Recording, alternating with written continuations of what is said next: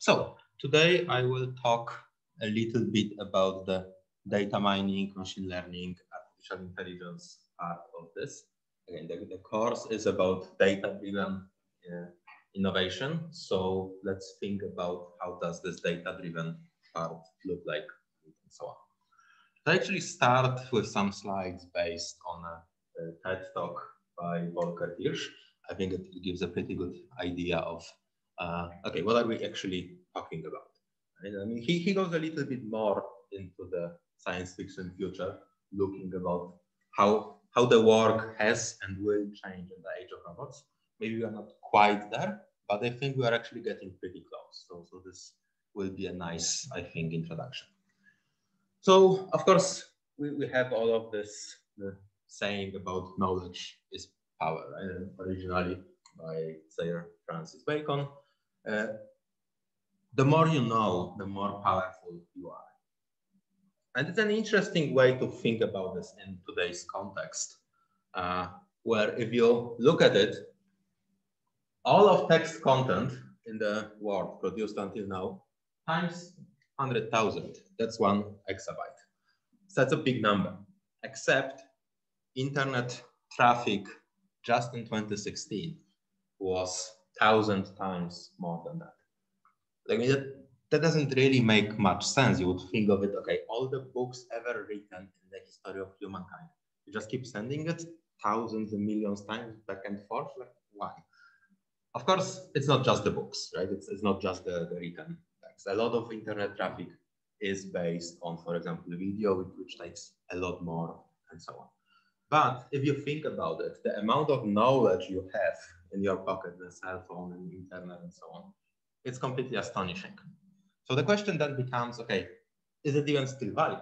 Is it true that knowledge is still power? And of course, to some degree, it still is, because not all knowledge is created equal. It's not that all of the YouTube videos are really all that useful, you know, all the videos about cats and so on. Some things are much more useful than others. So today we need to start kind of talking about the difference between knowledge, that the things that really give power, that allow you to do things you couldn't do otherwise, and maybe we can call it data, just the information. Some of the information is pretty useless. So how do you go from the useless information? How do you dig up the knowledge that gives you power? That's the interesting question. And if you go back 100, 200, 500 years ago, just having knowledge was power, because basically everything you could know was meaningful and was important. Today, the amount of information you have is no longer the distinguishing factor. It's not that some people know a lot more than others. Today, it's a lot more about the quality, like what kind of information you have and what can you do with the information you actually do have. And here is basically where the computers came in, right?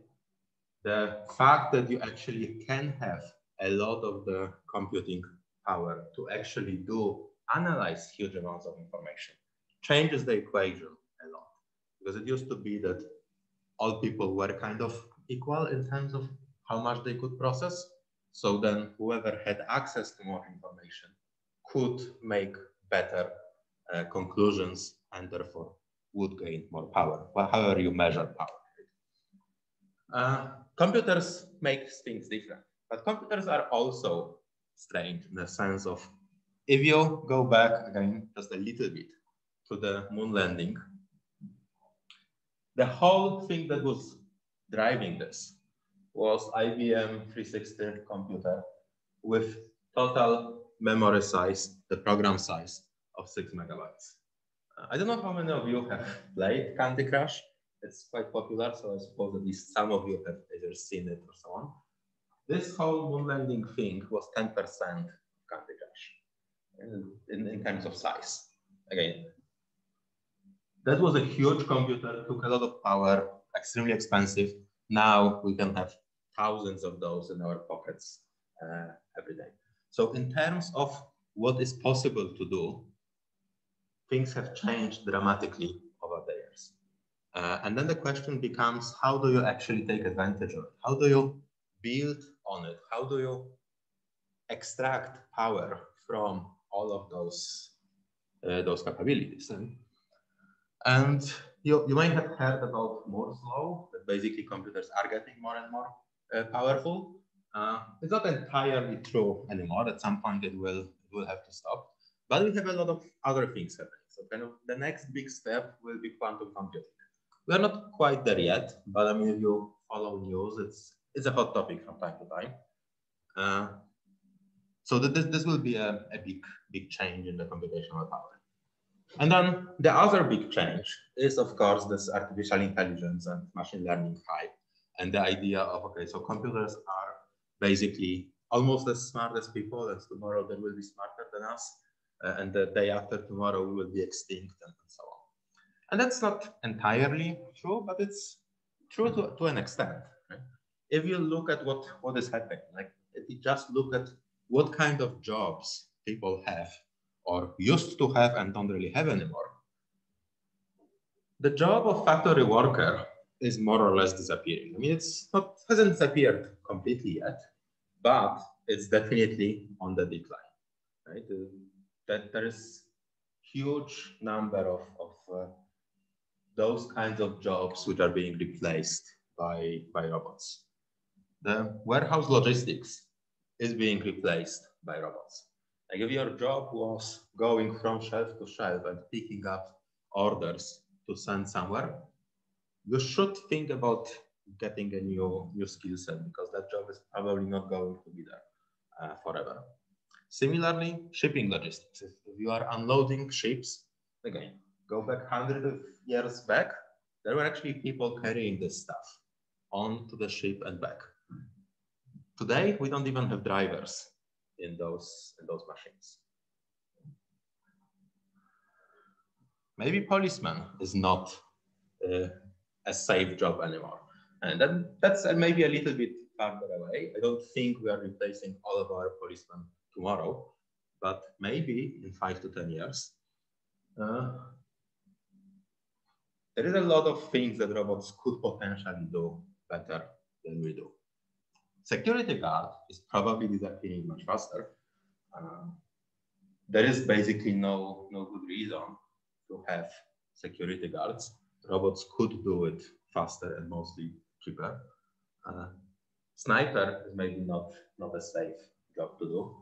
Again, a lot of those things have certain important ethical considerations. Like, I don't know how happy I am about those things happening, but whether I'm happy about it or not doesn't change the reality, right? Unfortunately, as much as you would like to say, hey, we are not happy about something that's not going to happen, that's not quite how it works. Sometimes things we are not happy about are happening. So there is a lot of progress in those kinds of areas. But it's of course not all bad. But maybe house builder is also not a job that's up here for much longer. We actually have robots who can do this, either using pre-made materials or using 3D printing. My question is, a lot of people will be losing their jobs, even like a lot of truck drivers, because of that 1 million. What will happen to the people? I mean, most of them won't be able to get a new job like a computer program. I mean, it takes a lot of skill. So a lot of this blue collar ones will be what will happen. I mean, I actually have bad news for you as well. Computer programmer is probably one of those jobs disappearing as well. Yeah, let's take. So it's not an easy question to answer, right? And of course, again, the kind of nice thing is, it's really not the first time this is happening. When people, when steam power was introduced, people had the same questions. Okay, that means a lot of people will lose their jobs. What happens next? When electricity was introduced, it was the same. When the factory floor was introduced, it was the same. There were huge riots when the automatic loom machines were introduced. That was a huge problem in the UK, for example. In general, people tend to find mostly better jobs. Okay, not everybody, not immediately. I'm not saying that there are no challenges to it, but as a humanity, we are better off today than we have been when 80% of people were basically working in agriculture. So that was also a big step. Now, how to do it, how to make sure that it's done correctly, because during those changes, a lot of people can end up really miserable. It's nice to see it from the kind of 300 years time perspective. When you are that person who's losing the job, it's definitely not good. So can we do it as smooth this transition as possible? That's a question. But I don't think there is any way of kind of stopping this. I don't know how much you know about World War I. There was a lot of forces involved too. And after that, I mean, a lot of, how do you say, the battlefield changed. Instead of horsepower, to make up mechanical. And now today, I mean, forces population have been plummeting because we don't have a need anymore. I think, the same maybe happened in humanity, maybe one child policy like China in order to,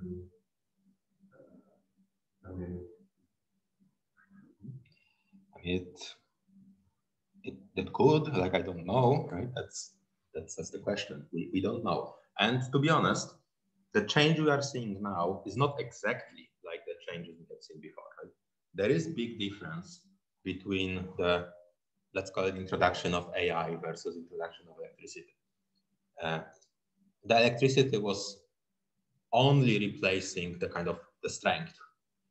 So the amount of jobs that kind of disappear, the pure diversity of jobs that can potentially be replaced by AI versus replaced by steam power or electricity, that's not comparable.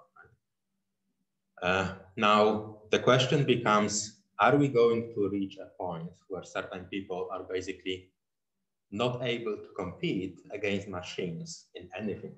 Like, I mean, if you just look at the electricity as such, people have, like, every single person has a lot of things they can do that simple electrical machines from like 100 years ago cannot do. Now, the point becomes maybe in the future that only the smartest people have actually useful skills, in a sense of skills which cannot be duplicated by the machines. I don't think so, but we don't know. If that happens, then that is a problem, right? Because then basically, if it turns out that large population of people is basically useless from the economical and productivity perspective, that can be very, very bad. I don't think we are anywhere close to that. I think people will always have certain skills that machines cannot replicate. It will not be the same skills as it was before, right? And probably there will be some kind of like shift of power, in the sense of who is considered the successful person will change. But that has been changing over time, right? If you go back 1,000 years, whoever was the strongest was the leader. That doesn't matter all that much right now, right? Okay. Of course, if you are the strongest, you still probably earn a lot of money doing sports and so on.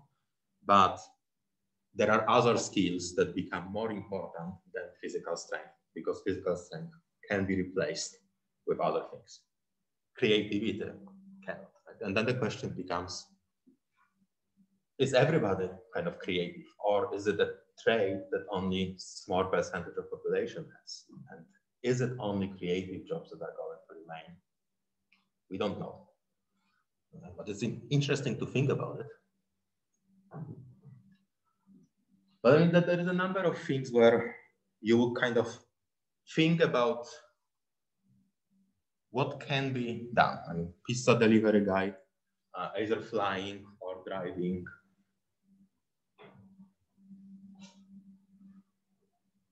Cooking robot. I mean, I have no idea if that kind of a robot is actually a better cook or a worse cook than a person. We could argue. I can imagine that it might be making better meals but maybe not. I honestly have no clue. Driving is definitely one of the kind of biggest question marks today. Right? We are on the verge of autonomous driving. For several years, people have been talking, okay, it will happen next week. It hasn't quite happened yet, but it's obviously going to happen soon. Whether it will be next year or in 5 years, still hard to say, but it's there, right? Both kind of normal driving and long-haul driving. There is a lot of people doing this as a lifestyle. The question is it really a job that we should be saving? I mean, this is not a great job from the perspective of neither the health, the physical health, nor the mental health, nor like the family relationships. There is a lot of problems with having that kind of a job.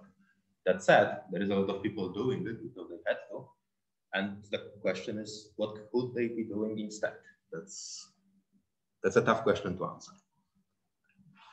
But there is also a question of musician. Like, is that going to stay? There is a lot of interesting work on doing new music automatically. And maybe in 5 years, AI will be better at both playing and writing music than people. And maybe we will not have musicians anymore.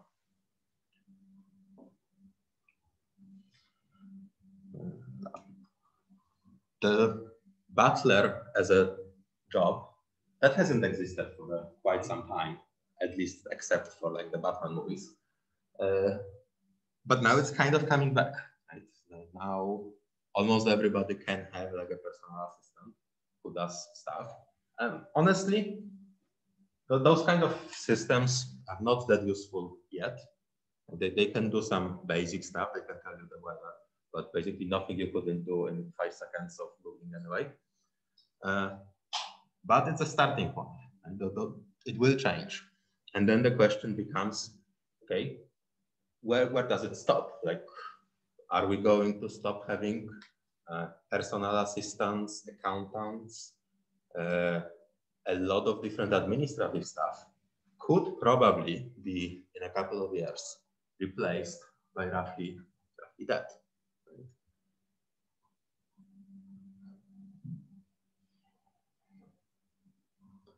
The challenge, of course, is that today those things are not really learning by themselves all that much. So they cannot find new things to do and so on. But it is definitely one of the things that people are working on. So it's unclear how long it will happen. Lawyer, another potentially disappearing job. Again, people can argue about how smart you really need to be a lawyer, but there is at least discussions about having the AI do the lawyer stuff.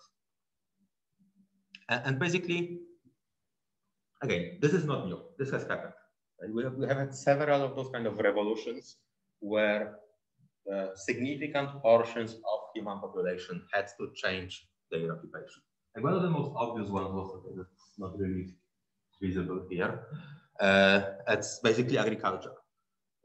It used to be that 80% of people were doing this stuff without the robots, of course. Now, depending on the country, it's somewhere around 5% maybe. But the jobs we think about as being the ones that require thinking, they are also changing. And here is an example from programming. It's not that programmers will completely disappear, but a lot of programmers are actually not doing very innovative and very clever things.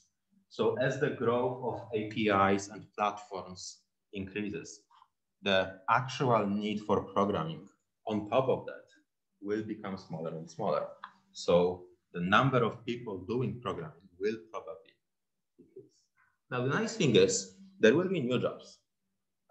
Those are just some kind of job titles found somewhere. Like, I have no clue what plant educator is supposed to be, but it sounds cool. Like, if you go back 50 years and you try to tell those people what will be the new position. If you go back 50 years and try to explain to somebody what's an app developer, they will think they're crazy. Right? So there is a change. It's not that jobs are disappearing. New jobs are appearing all the time as well. Again, the question is there a good match between skills of people whose job disappeared and the new jobs that should be happening? That's tricky. And part of the problem here is also that today, this change is greatly accelerated.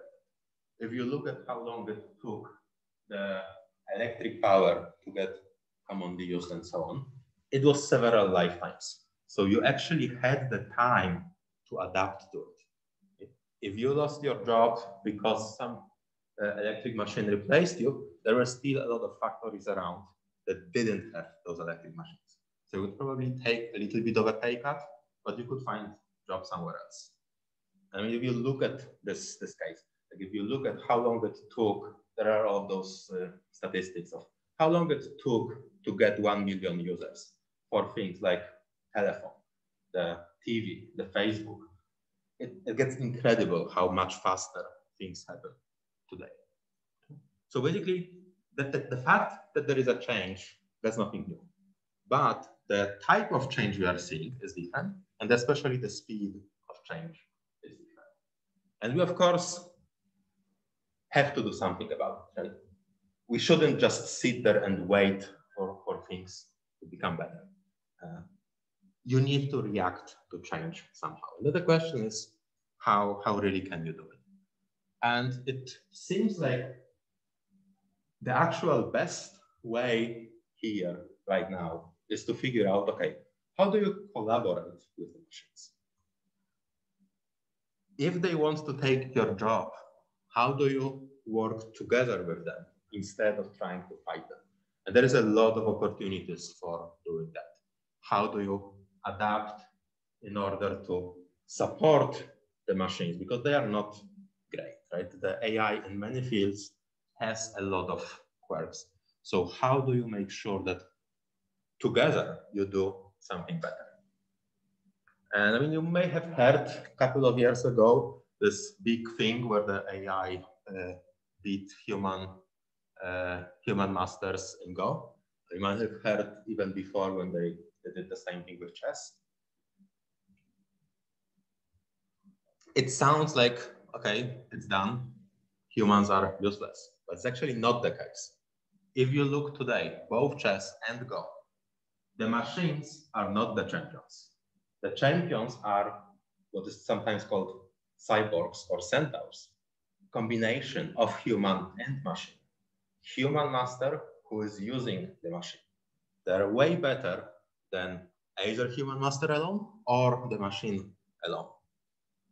But chess, Go, in all those cases, today, the best players will be a combination of the two.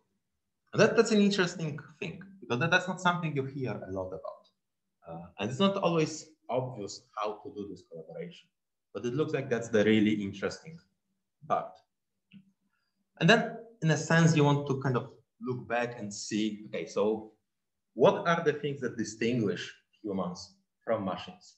If we are saying that the collaboration is great, then why? Like, there are things in which machines are clearly better than us. The computational power, the ability to process huge amounts of data, the memory, that there is just no way of competing with that.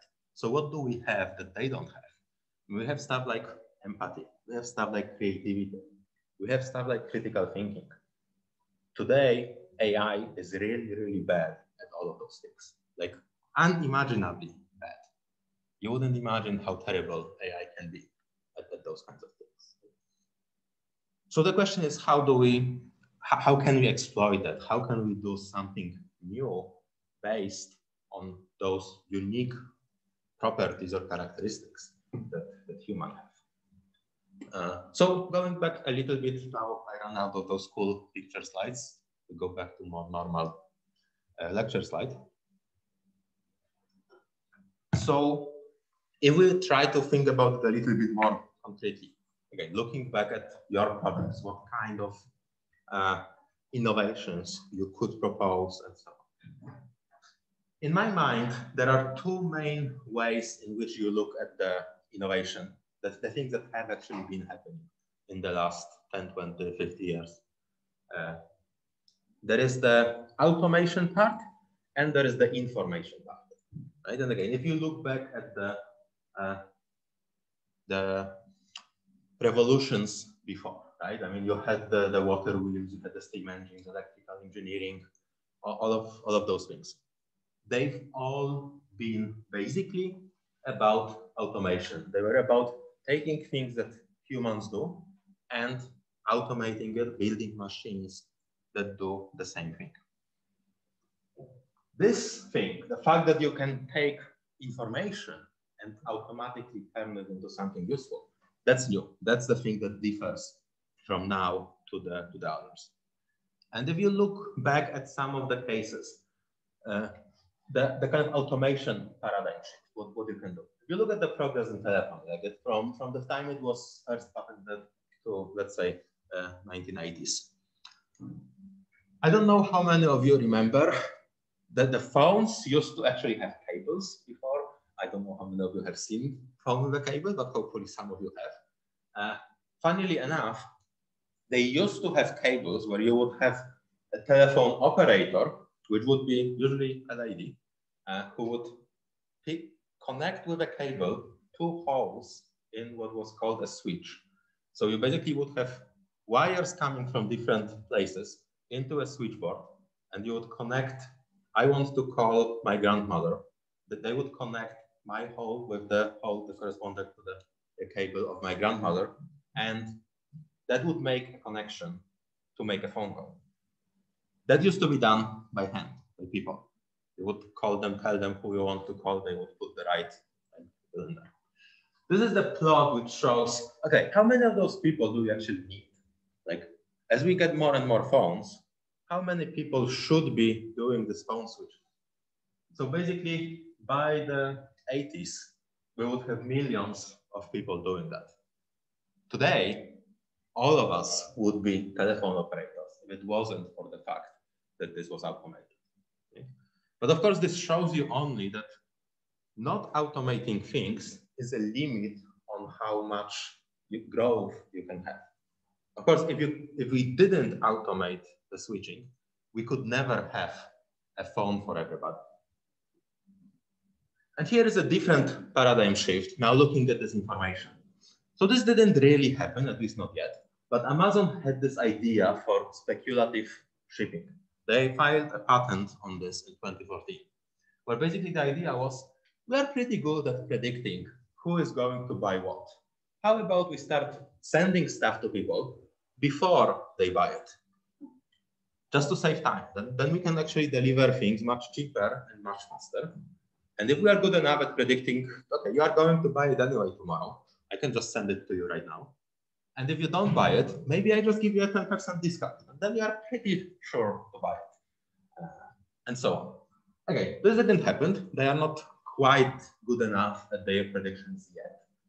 But I think it's not necessarily that far into the future. Now, this is based purely on information. This is not really the automation. This is not something that people do today. This is a completely new thing. Again, if you go back to the electrical machines, they started with replacing things that happen normally. And then at some point you notice that if you have a machine rather than a person, you can do things on a scale on which you couldn't do it with people. So now we have phones for everybody. But then you can start doing things which wouldn't even be possible with people doing. So we try to kind of think about, okay, what is the kind of the technology behind it? How does it actually work? You know, giving up the science fiction part a little bit. Here is a short history of AI. I mean, you could look at it very different ways, but basically that kind of started with Blaise Pascal and the first mechanical calculator. And it had a couple of different steps. Right? And a lot of this was actually related to games. So arguably one of the first AI systems out there was this Pong game, where you could play against the computer. and it could calculate, of course, where the ball will move, and then sometimes it would miss it, so to keep the game interesting. Then there was the Deep Blue. I assume most of you are at least roughly familiar with the idea. Of course, in the 50s, when the idea of AI was initially proposed, people said, well, what's the ultimate test of intelligence? Like, how do you know if a person is really, really smart? Well, chess players are pretty smart. If you can play chess, you can probably do everything else as well. So the goal to beat best chess players has been there for quite some time. And of course, it took significantly longer than they originally thought. Like in 57, when the AI was coined as a term, they expected to solve this within 10 years. They basically said, okay, it should take us no more than 10 years to reach human level intelligence and beat people at chess. Took slightly longer. Let's somewhere here is a date, 1997. So they were not very good at predicting future. Still, basically, no scientist is good at predicting the future. But it also happened, more importantly, that turns out this computer is not really very smart. It can play chess, but cannot do anything else. So a lot of what we do is very specific problems that we are trying to solve. Then there was also experiments with other games. So TD Gammon, for example, is in some sense significantly more complex than chess because it's non-deterministic. You also have the die rolls, so that makes things a lot harder, but we've solved that. The next thing was Go, and the challenge with Go was basically, it was considered much more difficult than chess purely because of how the chess was solved. The chess was solved as kind of search problem when you would see, here is the board position. What are all the possible moves I could make? And from all the possible positions I could reach, what are all the possible moves I could make? And doing it deep enough to actually evaluate what are good moves. That kind of strategy wouldn't work in Go just because you have a lot more possibilities at every stage. So this grows a lot faster. But other than that, Go is actually not that much more complex than chess. It was considered more difficult purely because of the type of algorithm that was used to solve it. Turns out, beating Go was much faster than beating chess originally. But the really interesting thing that happened here was that this was done based on what is called machine learning. So this was done based on computers actually improving with practice. Deep Blue was basically programmed from scratch. Experts told it how to do the thinking. It was a regular algorithm, calculate this based on that, and so on. Go was done differently. Go was done based on, let's play a whole bunch of games and improve based on the results. If I keep winning, I keep reinforcing my own strategy. If I keep losing, I will keep trying something else. And the really interesting thing here is that this actually led to outperforming humans in a different way than with chess. People have not really learned that much about chess from Deep Blue, but people learned some really important strategic things from AlphaZero in Go. In the match, it actually did make a very surprising move, which basically all the experts said, okay, this is a mistake, this cannot be a good move. But it turned out this was a completely new strategy of playing the game. Something no human has actually discovered before. So here comes again this example. We can actually now learn from the machines about things we didn't tell them before. And that's really, really exciting. So of course the question becomes, why games? Like, why waste time doing games? And the main thing is you basically have this kind of nice, safe, and objective way to develop the algorithms. You have clear goal. You cannot really break anything. So it's a nice test bed to try new things. And then all of those new things that you develop in games, they will find applications in the future. So in a sense, games for AI are kind of like fundamental research is for physics, like the math is for physics, right? You would do a lot of useless math theories, which then years later would end up actually being helpful in describing the quantum theory or whatever else. We do the same thing in AI, except on a slightly faster scale. So you would go from playing Go or from playing Jeopardy to solving, to kind of helping medical doctors within years, not decades. But basically, the main point of games is to simplify the world. The AI is still not smart enough to really solve a lot of our problems that we are facing in kind of daily life. So we still need to kind of split this complexity into smaller pieces and solve it one problem at a time. And games are really good at doing that, right? So in a sense that there is this concept of narrow AI versus general AI. So narrow AI is AI which is designed for solving one particular task, like the Deep Blue. It can play chess. You would beat it at checkers, like it couldn't even know what it means.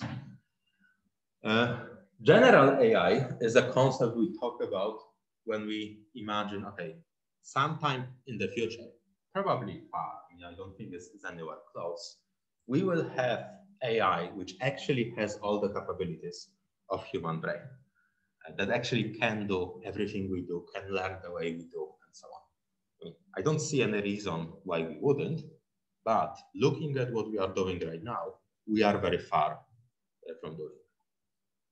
But then again, those techniques don't stay in the gaming. If you have ever used this website called Google, you might have heard of it. That uses a lot of AI behind the scenes to actually find you the right answers. Right? I use Translate a lot. It's very good at translating Swedish to English, so very helpful. That uses AI. There is a lot of work on personal assistants. Stuff like Siri and so on is quite good. But there is also like stuff like this laundry folding robot, which I guess doesn't want to play right now for some reason. But you have the link here, so you can just, you will have to watch it on your own. There is actually significant scientific discoveries that follow from AI. So the missions to Mars, those kind of Mars rovers, they use a lot of AI to make sure that they can move around and get all the stuff we need. There's a lot of robots kind of navigating underwater in the forest. Some really impressive stuff. And then we touched on this autonomous driving a little bit. Let's kind of look at the history of it for a second. It basically started by the success of 2005 DARPA competition. So the idea was, okay, you want to have a car that autonomously drives 350 kilometers in a desert. So those guys won from Stanford. Took them roughly 7 hours, average speed 50 kilometers. It was pretty nice. Now, the really interesting things are the second team, nobody knows about them. They were 10 minutes slower, so not really a big change. But if you go back just 1 year, this was the second edition of the challenge. 2004 was the first edition of the challenge. By that time, the best car managed to drive 11.7 kilometers. They all got stuck after roughly, or at most 10 kilometers. So the progress from this to this is huge, right? And the progress from this to this is really annoying. Like when you basically solved it and you still got second place by 10 minutes, even though you did infinitely better than last year. So the speed at which those things are developing is really astonishing. Now, the really interesting thing is people decided, okay, desert is obviously too easy. Let's do it in a city. And things kind of broke down there. The 2007 Urban Challenge, we are now, what, 13 years after, and we don't really have autonomous cars on our roads all that often. Right? There is a lot of work on it, not very many successes. Turns out this problem is a lot harder than driving in the desert. And there is of course a lot of work on it, and not only scientific work. I mean, there's actual commercial interest in that. And again, it will change the way we think about driving. It will change the automotive industry really, really much. But it's tricky. Let's see if I can get this video to run. This one I will then show you. In 2017, Volvo Cars will put 100 self-driving cars on the streets of Gothenburg in Sweden, with real customers in the driver's seat. The unique Drive Me project is a part of Volvo Cars' journey towards a crash-free future.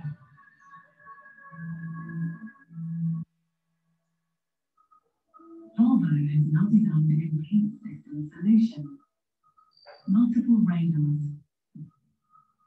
cameras, a laser, and ultrasonic sensors monitor the complete 360 view of the surroundings.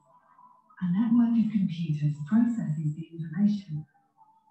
High-performance GPS and a cloud-based 3D digital map continuously updated with real-time changes in the traffic environment. If anything fails, there is a backup solution, just like in an aeroplane. This includes vital components such as computers, sensors, steering, and brakes.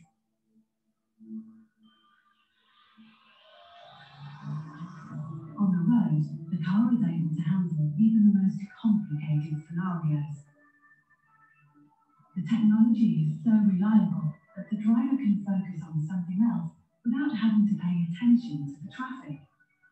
Just like good drivers, potentially critical situations are approached with sensible caution. And in an emergency, the car reacts faster than most humans. When autonomous driving is no longer available due to exceptional weather situations, technical malfunction, or reaching the end of the route, the driver is prompted to take over again. If the driver doesn't take over in time, the car will bring itself to a safe stop. With the Drive Me project, Volvo enters uncharted territory in the field of self-driving cars. Taking the final step to driving safely in real traffic with ordinary people behind the wheel has never been done before. And for drivers, the everyday commute transforms from lost time to quality time, open for work or pleasure. The choice is entirely yours.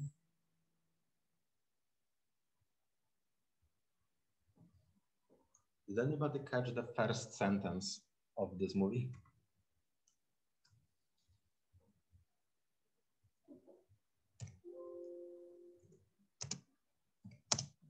In 2017, Volvo Cars will put 100 self-driving cars on the streets of Gothenburg in Sweden.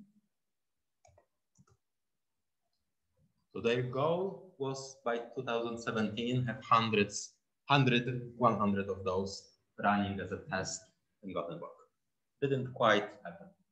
So there is a lot of unsolved challenges here, but a lot of things is definitely happening. Okay, let's have a 10 minutes break and then we can come back and continue.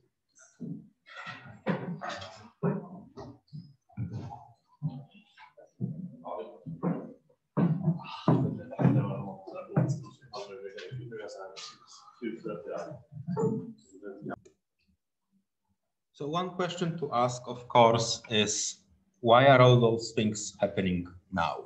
Right? What has changed that the future is here now and not well in the future where it belongs?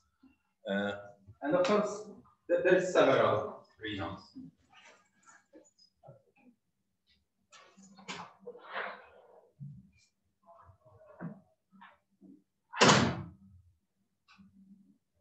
There are several reasons. One of the big is that the computers have reached sufficient power. And you actually couldn't do those things 50 years ago with the computer that put people on the moon. Again, turns out we are really bad at estimating how difficult things are. Autonomous driving is a lot harder than getting to the moon. You wouldn't really think of it, but it really is. And the other side of it is, of course, that as they become more powerful, they become cheaper. We just have more of them. And this also connects to this thing about getting more data. A lot of AI is driven by machine learning, which is based on having access to huge amounts of data. If we look at what AI is, there are several different definitions. They all basically boil down to some kind of comparison between humans and machines. Right? They will all talk about making intelligent machines, things which allow computer programs to behave intelligently, intelligent behavior in artifacts, including perception, reasoning, learning, study of agents that exist in environments and perceive and act. All of those things have used kind of human as a benchmark because we basically only have one example of intelligence. We don't have much to compare against. And that's kind of when you look back to the initial ideas about okay, what AI is, you end up with this thing called Turing test. I hope most of you have heard about this guy called Turing. But one of the things he kind of came up with is, okay, how do you know if a computer is intelligent?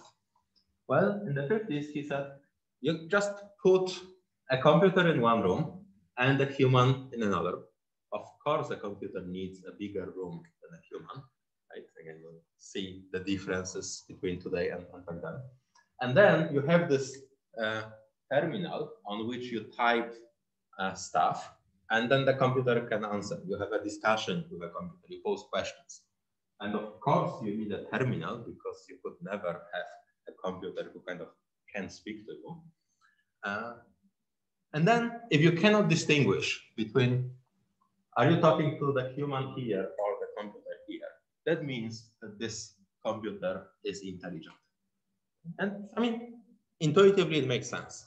Again, there are some surprising things, like we are nowhere near actually doing this in terms of having computers which can have a kind of wide discussion and fool you about are they humans or not. Although, if you Google for chatbots and so on, there is some really interesting work on how good those kind of discussions can be. But speech synthesis, voice recognition, those things work pretty well today. Okay, I guess this video will not play by itself either.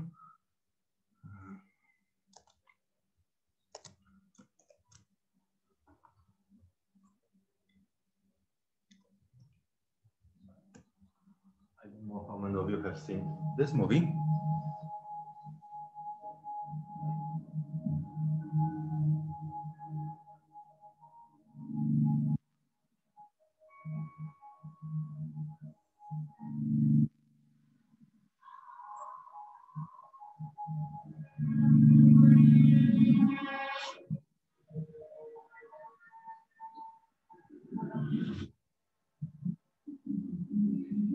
Over the next few days, you're going to be the human component of the Turing test.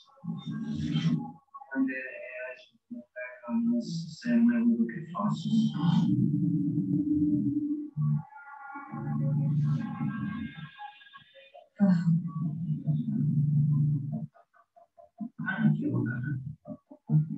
She's amazing. You're impressed. Yes. Do you want to be my girl? Of course. Now the question is, how does she feel about you? He's thinking about we are together. Did you give her sexuality as a diversion tactic? This is your insecurity talk. This is not your intellect. You know that I'm here to test you. Does Ava actually like you? She pretended to like you. Ava isn't your friend. Do you believe me? Can we talk about the lies you've been spinning? What lies? What You lies? have to help me. What will happen to me if I fail your test?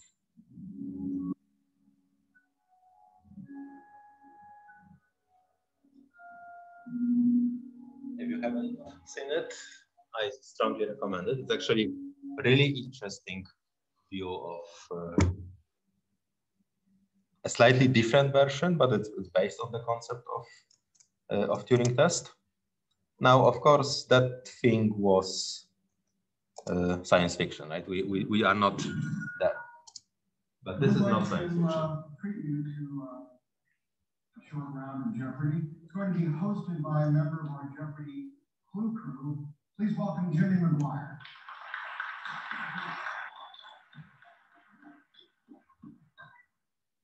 Gentlemen?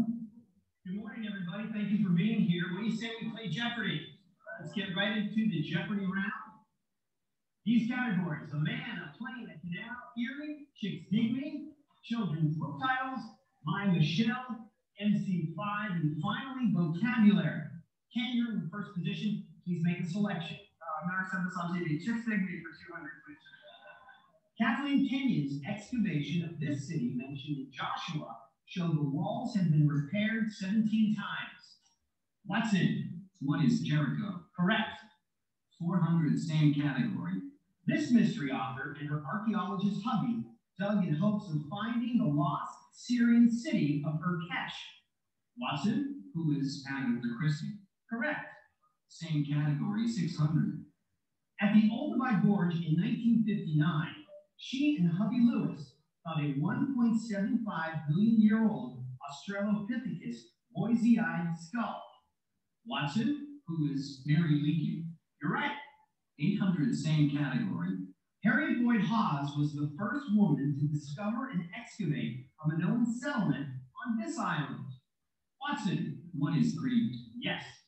Let's finish Chicks Dig Me. At Mount Carmel in Israel, Garthi Garag was the first to find this prehistoric human skeleton outside of Europe. Ken, what is Neanderthal? You're right. Let's go to children's book titles for 200. Marjorie Williams' story of a stuffed toy that comes to life, the blank rabbit. Brad, what is Velveteen? You're right. MC5 or 200. He's worth every penny as Alfred Pennyworth in The Dark Knight. Brad again. Who's Michael Caine? You're right. MC5 for, let's jump down to 800, please. Edgar Degas' style influenced that of this female American impressionist. Brad, who's Mary Cassatt? Correct. And MC5 for that. The film Gigi gave him his signature song, Thank Heaven for Little Girls. Watson. Who is Maurice Chevalier? Correct. Same category, 400. The parents of this 52nd governor of New York immigrated to the United States from Salerno, Italy. Watson. Who is Mario Cuomo? Correct. Let's finish MC5. This child star got his first on-screen kiss in My Girl. Ken? Macaulay Culkin. Correct. Children's book titles 400. This goes for a little bit. I will stop here. Okay, this is not science fiction. This is real. Now, if you look at it, what's on here shows the most likely answers. If you look at the possibilities, clearly it's not really understanding what he's talking about. Motorcycle club is an answer of the child name. Like, that's just search, like going through Google, finding stuff that kind of sounds similar and so on. But it works. So that's kind of what I meant when I said that there is a lot of challenges there still. it's not, it has a lot of weaknesses compared to humans, but it also has a lot of strengths. So if we now go kind of again, dig a bit deeper and try to see what is under the hood of AI, how those things actually work. There is a whole bunch of different approaches to it, but it basically boils down to, you can think of this as you have some kind of intelligent agent, and it operates in some kind of an environment. And what you have is you have some percepts or observations, and you have some actions. So you have some sensors and some effectors. And then you have some kind of something in the middle that tells you, okay, given what I'm observing, how should I act in order to optimize for whatever quality criteria I'm looking for. And there are different ways in which you can do it. In a sense, that the simplest case is what is sometimes called reflex agent, which is basically an agent which does decisions purely based on current observations. So it sees an apple and it tries to get it. So it's not very complicated, right? It doesn't have memory, it doesn't learn anything. It just acts based on what it sees right now. And again, if we look at it, there is actually a lot of animals who behave kind of the same way. So you wouldn't necessarily consider this very intelligent, but it's kind of a starting point. The next step is when you start adding reasoning. So reasoning is basically about getting new facts out of what you already know. So before you jump for the apple, you actually start thinking, okay, if I jump, how far can I reach? Will I be able to reach this or not?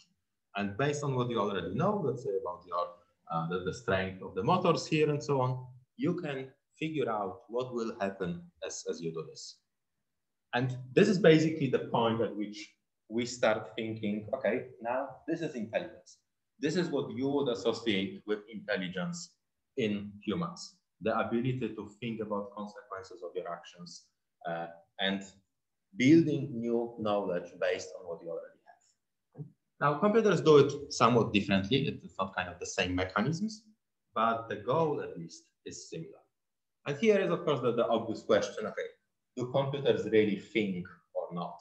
And I really like this quote from Dijkstra about, well, maybe they do, maybe they don't. Like it's the question whether a computer think is no more interesting whether a submarine can swim.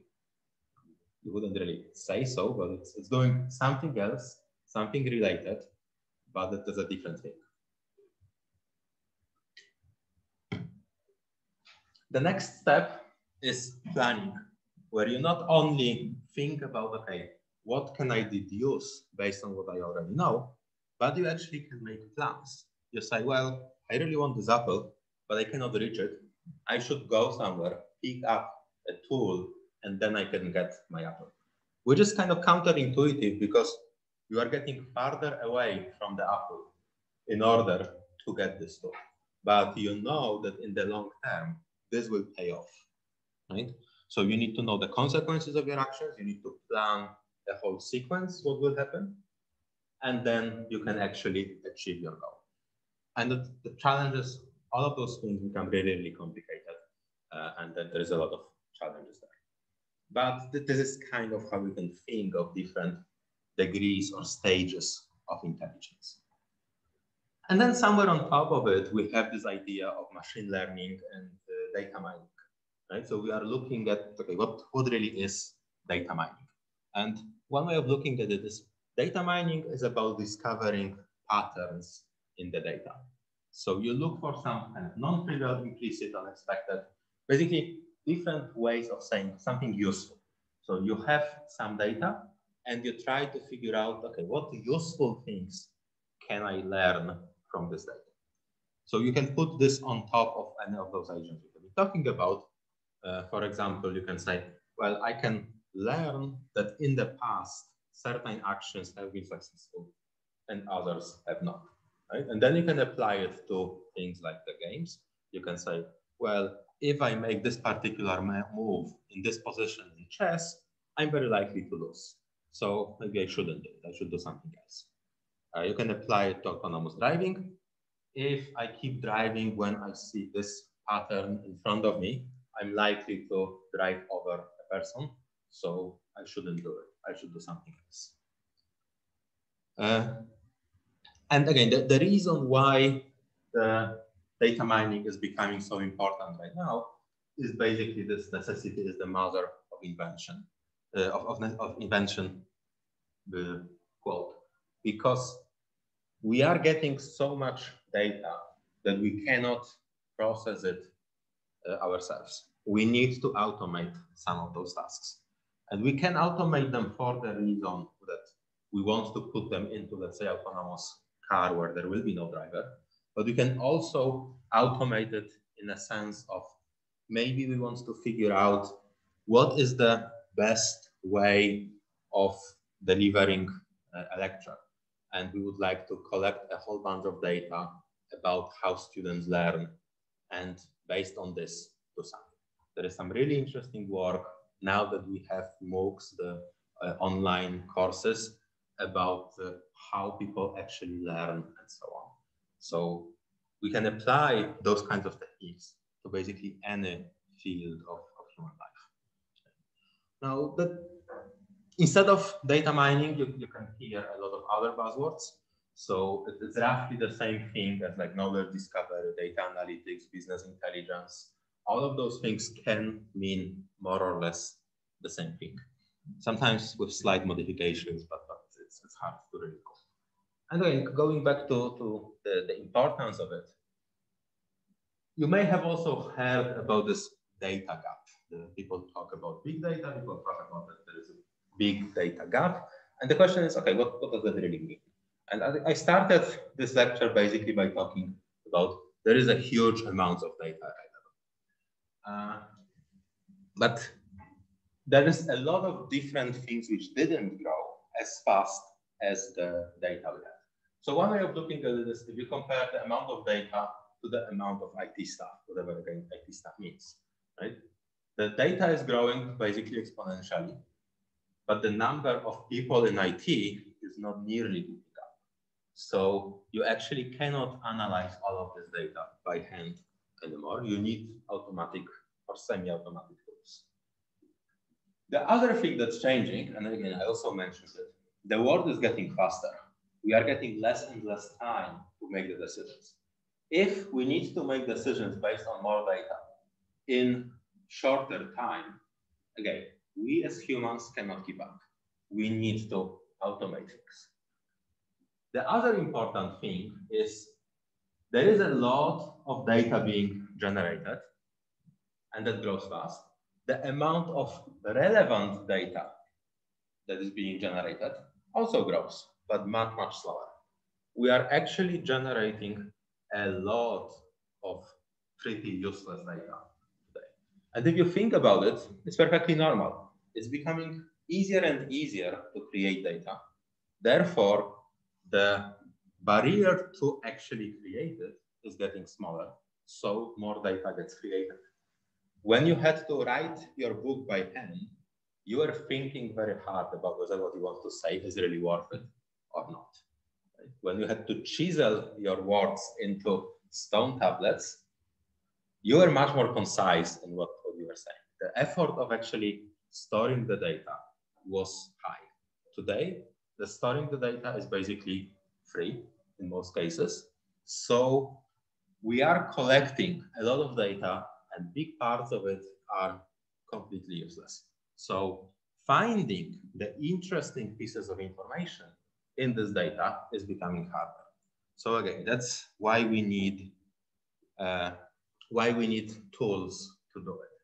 So if we look at kind of from the technical perspective, data mining is basically an algorithmic process that takes data as input and gives you some kind of useful patterns.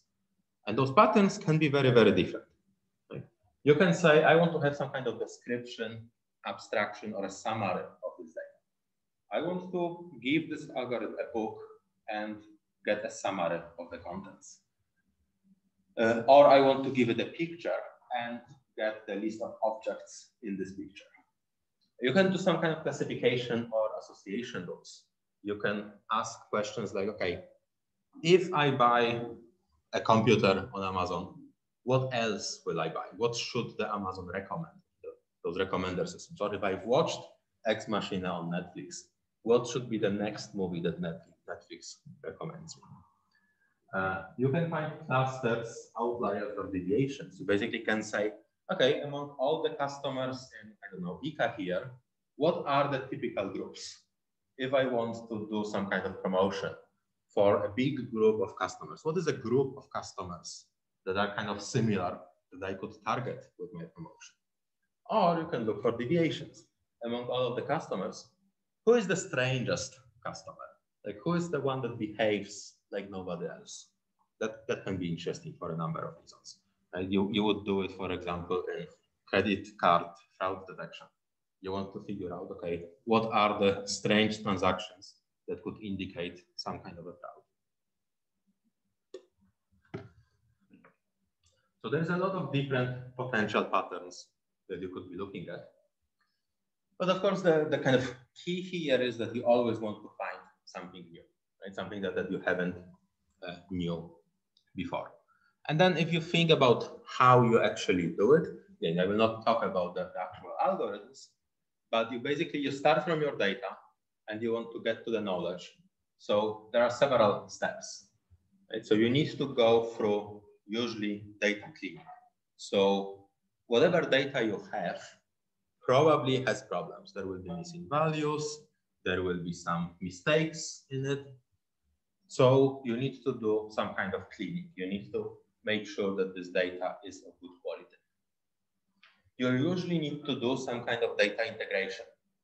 It happens that not all of your data that you need is in the same place.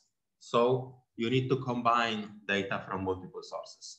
And that's often difficult, right? I mean, if you have several different databases, let's say describing people's buying behaviors, you need to figure out who are, for example, the same people. You probably don't have personal number. You might have first and last name, but maybe there are mistakes in it. So it's not always trivial to actually integrate this kind of data. Then you need to do data selection. Once you have combined all of your data, you need to figure out which parts are relevant for whatever problem you are solving. If you get all of the information about your customers and you want to predict, let's say, what they will buy next, some of the attributes are probably not useful for it. So you need to narrow it down to only the data which is relevant. Then you will do modeling. So there will be those famous AI algorithms. It could be deep learning or anything else that actually does the magic part. And it will give you some kind of patterns. And then you need to evaluate those patterns. You need to figure out if what you are getting is actually good enough to be used. And in some cases, it's easy. Sometimes you can have things like accuracy. If I'm going to predict, I don't know, stock market price, I can look at past data and see, okay, how good actually am I in predicting that? And you might decide, okay, if I use this to do some stock trading, will I be earning money or losing money? That's easy. But let's say you are training an autonomous driving car. How do you know when it's good enough? I mean, humans don't cause that many accidents. So you cannot really put your car on the road, run it for a day and say, okay, now it's good enough. If you want to evaluate it by just driving, it will take years before you actually can be confident. And it's not even obvious what counts as being good enough. I mean, we had this discussion. How much better than average human driver does an autonomous car needs to be before we let it on the roads? I mean, if it's twice better and we don't let it on the roads, we are actually killing some unnecessary people in the accidents. That's not very good. But somehow we hold technology to different standards than we hold ourselves. We say, okay, well, there is some extenuating circumstances for when people make mistakes. So we kind of tend to forgive them. But how do you put it into this kind of measurable question of, okay, at what point is it good enough? There is a lot of different factors to be taken into account. Of course, the challenge is that this thing, you will not get it right step by step. So this becomes an iterative process where you kind of go back and have to redo a lot of those things. But if we try to kind of narrow down what are the most popular types of, let's say, machine learning that we want to be doing, you basically can divide it into two types. One is unsupervised machine learning. And here the most common example is clustering. So it's basically about you get some data and you try to find groups of objects. You try to figure out, okay, what are the types of customers? You can try to figure out what are the geographical regions of interest. And the way you would typically do it is you have your data, which is described by many different features, but for visualization purposes, you would try to kind of do some kind of dimensionality reduction so that you can show it on the screen. Right? We can look at data in 2 or 3 dimensions. Anything more than that is hard. So you would find some way of showing it in 2 dimensions. But what you are looking for is figuring out what are the relevant groups in your data. And the challenge here is, of course, that this is inherently subjective. That there is not necessarily an objective measure of what counts as a relevant group and what doesn't. Right? If you just look at those fictional characters, there are several different ways in which you could group them. The 2 most obvious ones are shown here. Right? Either of those groupings makes sense. So you also kind of need to figure out what you are exactly looking for in order to decide which of those makes more sense, which of those is better, which of those matches your goals better. The other example of unsupervised machine learning is anomaly detection.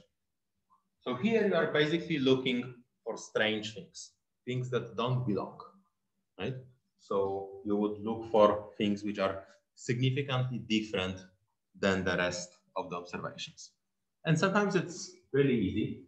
I mean, if you look at this kind of time series where you have something changing over time, it's clearly obvious that there is something strange here. But sometimes things are less easy, right? Sometimes you'd see it's not like a single point that is strange, but it's the whole neighborhood, like the fact that it is flat is strange. The value by itself is not. So again, you probably need to have some idea of what you are looking for, what counts as an interesting anomaly. And those are, of course, not the only things that you can do. I mean, you could look for other things, association rules, like summarizing text and so on. So those are just examples of unsupervised machine learning tasks that you could look into. And in a sense, the alternative is the supervised machine learning. So the difference is that in supervised machine learning, you are looking for patterns in the data that either explain or can be associated with what is called target labels. So you basically, in unsupervised learning, you had some data and you wanted to find some interesting parts in it without much guidance, without much what is called supervision. Here, you have the supervision, you have the target labels, you know what you are looking for. And then you just want to find the patterns which are best at, let's say, discriminating between those. So let's say that you have data of some flowers, and you know that in your data, there are 3 species of the flowers, right? And now you want to figure out, okay, based on features like petal length and petal width, how do I classify those flowers? How do I know which of those 3 species a particular flower belongs to? And that gives you a lot of guidance into what to look for. So you basically know, okay, the yellow ones are very easy to classify. They are easily separated from all the rest. Right? It's not difficult to separate this from that. But here, of course, that there is some mix. It's not that obvious where exactly the boundary between red and blue ones are. So that basically that tells you a little bit about how difficult or easy this classification problem is. But the basic principle you can apply to anything else. Right? And in reality, the vast majority of recent successes in AI have been exactly that. I mean, not exactly about the Irish species, but about the supervised learning. The biggest recent advancements in AI have all been related to this. You have a lot of data with some labels, and you are trying to figure out how to distinguish one label from another. And the most common example, again, is if we go back to this autonomous driving, is about computer vision. Computers have gotten really, really good using deep learning in recognizing images. They can distinguish what's in front of the car. Is it a person? Is it another car? Is it a tree? And so on. A lot of this is driven by the developments of exactly that.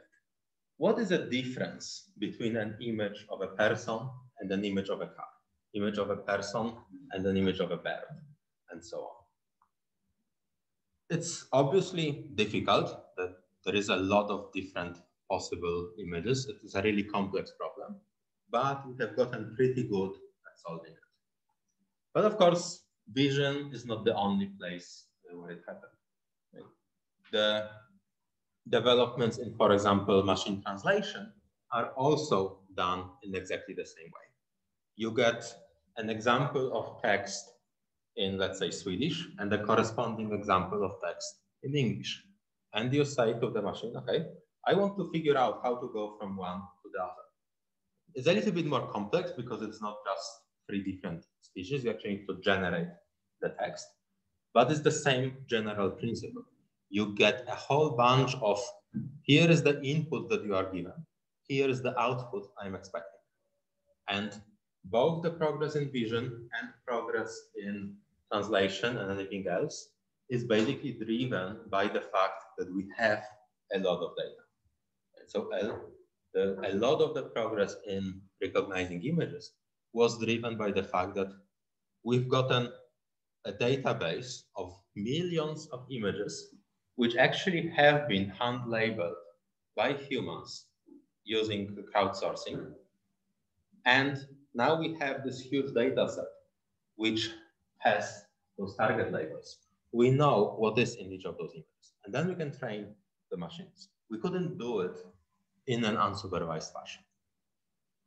Similarly, when we look at translation, there is a lot of text which is being digitalized. And for example, the European Union is a very important contributor to the machine translation because of how the EU is organized. You have a lot of documents which have been translated. You have the same document in many different languages, which gives you exactly that, gives you training data to train your models in a supervised fashion. Okay? So a lot of those things, they need this representative training set. You need this training set to be big, depending on how complex your problem is. But that's basically what you are going for. Right? I mean, I guess most of you are using email from time to time. It used to be that you would get a lot of spam emails. Now spam filters are pretty good. But again, it's exactly the same problem. You solve it using machine learning. You have a whole bunch of emails and you sort them by hand. This is spam, this is not spam. And after some point, the machine will predict what is spam, what is not. You can go further. You can do the, what are the most important emails in my labels? You can order them in order of, okay, which one I should answer first. You can phrase a lot of problems in this fashion of supervised machine learning. Now the challenge is, of course, the model that you are building will only be as good as the data you are feeding it. So your data needs to be representative for whatever you are doing. If you try to extrapolate from data which is not very representative, it will not work so great. And also, it's important to know that the machine learning always is kind of a two-step process. First, you need to build your model. You need to train your machine. Right? So you typically would get some kind of data. You have these examples where each belongs to a class. You have those labels. And then you are building a model which can be represented using a lot of different things. Here are some examples of possible algorithms. That model you will feed to the data. So you will adapt it so that it matches the data you have. And after you do that, now you can exploit the model. So now you have a trained model and you can use it to classify new cases. So you have used those millions of images to train your classifier to figure out, is there a pedestrian in the image? Now that you have this model, you can use it to classify new images coming from the car camera to tell you, is there a pedestrian there or not? And the important part here is, of course, during the model construction, you need to evaluate how good your model is so that you know that you actually can trust it when it is classifying data you have not shown it before. And then all of this basically boils down to, are you getting the right data? If you imagine, let's say we have this AI system, we would like it to train to find defective medical devices. Let's say we are producing medical devices. We need to know that they are perfectly fine when they are leaving the manufacturing process. Otherwise, we could be killing some people. So we want to use AI to find out the defective ones, figure out what's causing that so that we can have less defective devices. So we will look for patterns in some data, right? Let's say we get all of the data from the production factory. So we get different days of the week, we get the measurements, we get the operators, like who is actually doing the work. We want to figure out, okay, what is causing our problems. Now, the challenge is, what happens if those factors that we have were actually not causing the defects? What happens if the defects were caused by, let's say, too high temperature in the room, but we are not measuring temperature? Of course, our AI will not be able to find the relation because there is no relation between the data we feed it and what we are asking them to. And if we are not giving the AI model the temperature, it of course cannot know that there is a correlation between the high temperature and the defects. So basically, that's where this idea of, okay, we need to give AI all of the data for it to work well. So you need to figure out all the things that could potentially be relevant, because the only thing AI can do is it can sort and filter the data you give it. It cannot create new data. If you don't give it some information, it will not be able to do so. Now, hopefully, somewhere in the large amount of data you give will be things that are actually relevant. But it's sometimes difficult to actually figure that. So typically what you want is you want to have as many different variables as possible. You want to measure as many things as possible. Because again, computers are really good at sorting through huge amounts of information.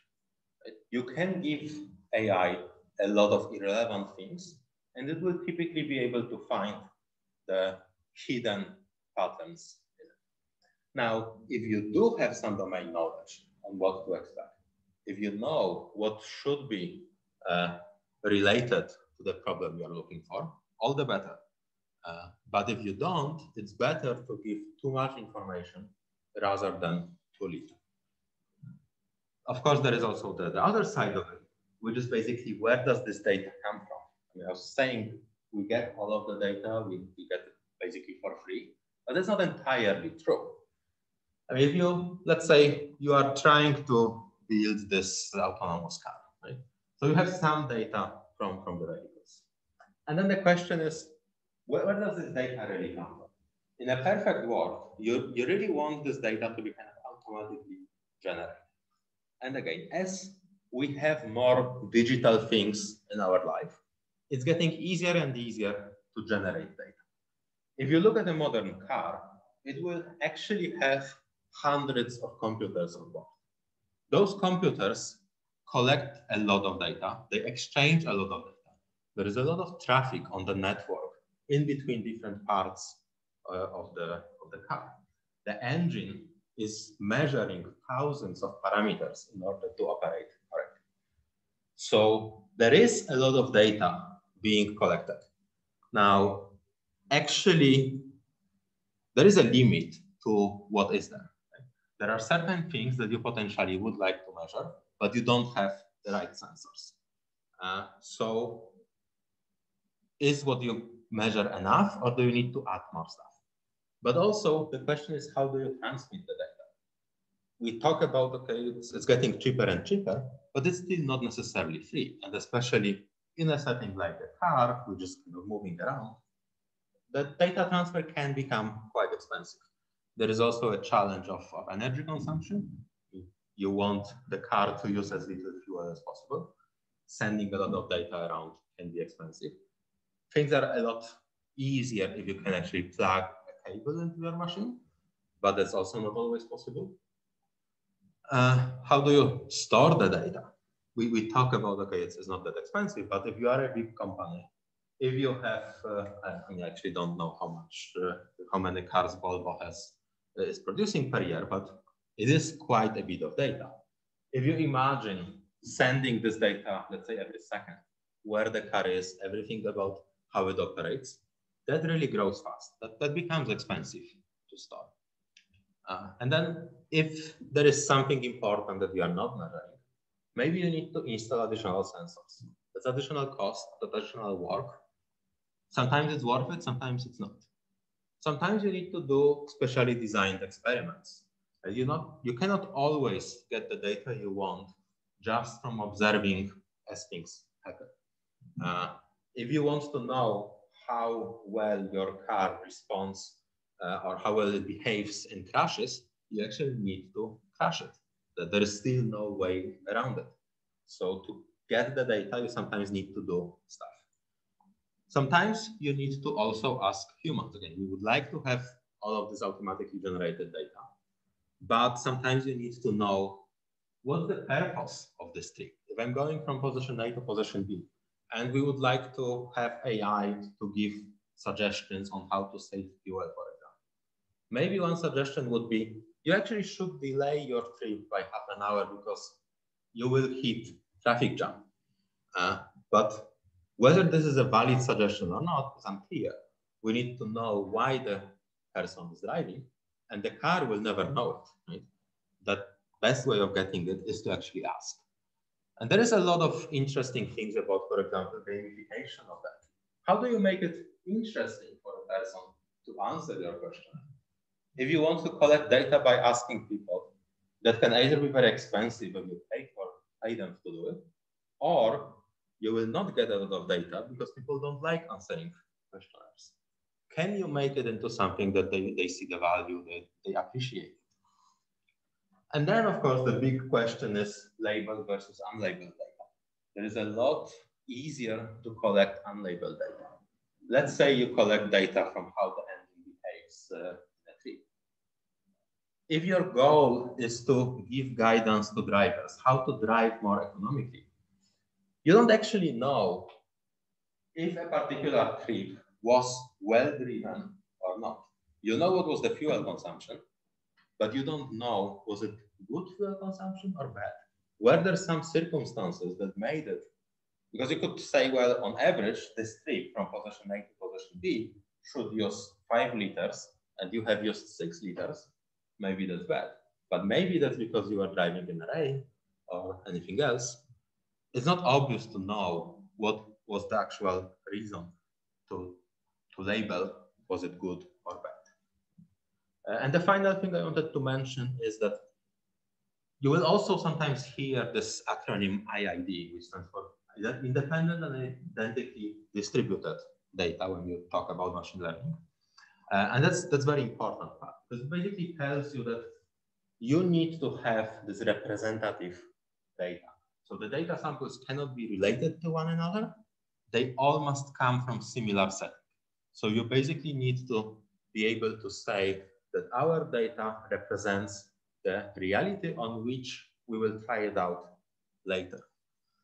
If you collect all of your data in the winter and then you deploy your system in the summer, it's pretty big chance that it will not really work right? So you need to make sure that you cover all of the possibilities.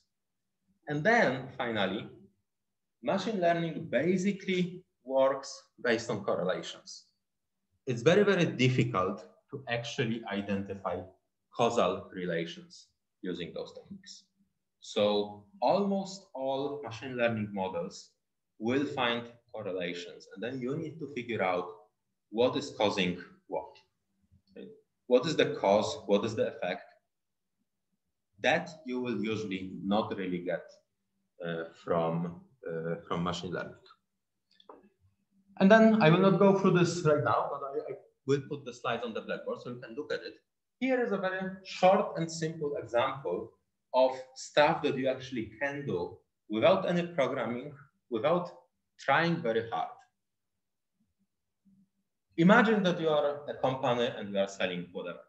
You can have a simple monitor of Twitter that looks for every mention of your competitor. You can then automatically analyze this and figure out if it's a positive or negative impression of the competitor. And if it's negative, you can just send a message to your sales team. Oh, here is a potential customer who wants to switch from our competitor to us. And you actually can do it in like 10 minutes, just on the web using free tools and so on. I suggest you try it out. I think it's quite interesting perspective. Okay, that's it from my side. Any questions?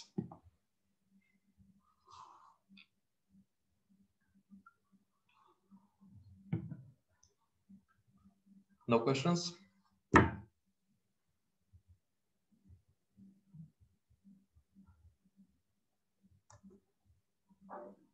Okay, thank you very much then.